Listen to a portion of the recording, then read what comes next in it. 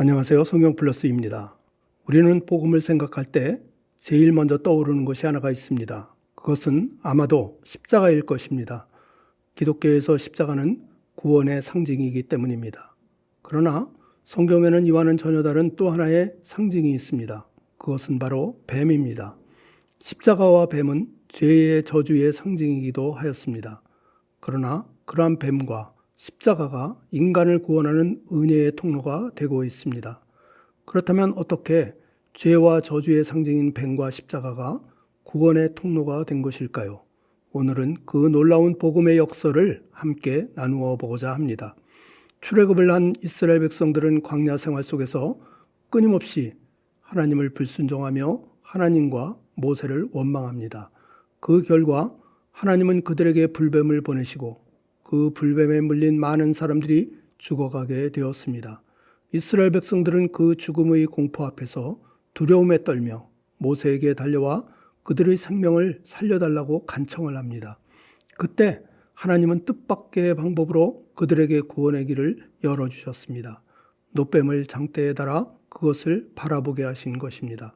하나님의 구원 방법은 단순히 그들의 병을 고쳐주시거나 뱀을 제거하여 주신 것이 아닙니다. 오히려 죄의 형상인 뱀을 높이 들어 바라봄으로 그들이 살게 하신 것입니다. 그렇다면 하나님께서 그렇게 하신 이유는 무엇이었을까요? 창세기에서 뱀은 인간을 유혹하고 타락시킨 존재로 나타납니다. 요한계시록에서도 뱀은 사탄의 상징으로 등장을 하고 있습니다. 그런데 죄와 사탄의 형상인 뱀을 하나님은 구원의 수단으로 사용하신 것입니다. 그 이유는 무엇이었을까요? 그 이유는 그들이 죄를 숨기지 않고 직면하게 하기 위함이었습니다. 그들의 죄를 정면으로 마주하게 하시고 그 가운데서 하나님의 은혜를 경험하게 하신 것입니다. 놋뱀은 죄의 형상입니다. 장대 위에 높이 달린 것은 공공연히 죄를 드러낸다는 의미가 있습니다. 그럼에도 불구하고 하나님은 그 죄의 형상을 바라보는 자에게 오히려 생명을 주시는 것입니다. 그 이유는 인간은 죄를 외면하지 않고 그 죄를 직면할 때에만 하나님의 은혜가 시작된다는 의미가 있습니다. 그러므로 우리들도 죄를 감추는 것이 아니라 회개함으로 정직하게 죄를 마주할 때 비로소 하나님의 은혜를 경험하게 될 것입니다. 하나님은 이스라엘 백성들에게 복잡한 조건을 요구하지 않으셨습니다. 단 하나의 명령, 놋뱀을 바라보라는 것이었습니다. 그러나 이 단순한 명령에도 깊은 믿음의 결단이 요구되고 있습니다. 바라본다는 것은 단순한 눈짓이 아닙니다. 놋뱀을 바라본다는 것은 자신의 죄를 인정하고 하나님의 말씀에 순종한다는 신앙의 고백이 담겨 있었던 것입니다. 믿음이란 복잡하지 않습니다.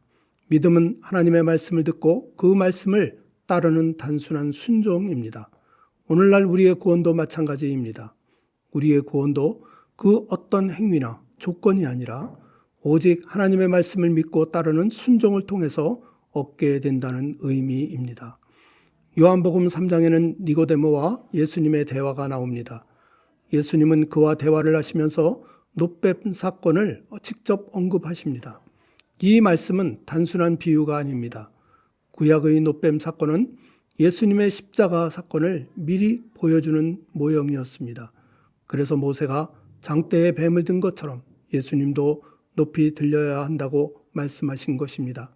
그리고 십자가에 달리신 그분을 믿고 바라보는 자마다 영생을 얻게 하신 것입니다. 결국 십자가에 들리신 예수님은 놋뱀 사건의 완성이었던 것입니다. 성경은 하나님의 한결같은 구원 계획을 드러내고 있습니다. 구약 성경은 단순한 역사 기록이 아니라 신약 성경의 실체를 보여주는 예표의 연속입니다.